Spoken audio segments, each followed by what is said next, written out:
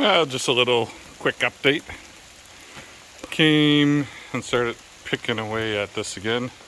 I'm getting rained out because I'm working outside. Anyway, so you can see here, just picking away at the wood and down to the fiberglass. You can see that. I'll come back later, just getting the bulk of it off, and I'll come back later with a grinder or a sander and kind of get it down, but just taking my time. Don't want to damage anything. But yeah, notice these stringers, not in the worst shape, but they're wet. Little, so there's no, like they're wrapped, but there's no fiberglass here.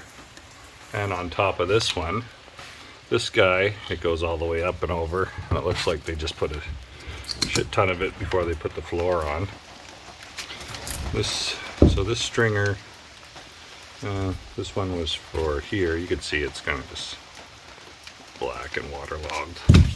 This guy will have a flat bottom. This one here, the bottom will be on an angle. Yeah, that's where I'm at. This is a laborious part of the job, taking this transom out, especially if it's not fully rotten. And this one wasn't fully rotten. So we'll just take our time. And what we do, I just got a chisel, kind of get under it, work my way, break pieces off. When I first started with the big stuff, use kind of a pry bar like this, hammer it down, pop it off, grab another little bit of it, do the same.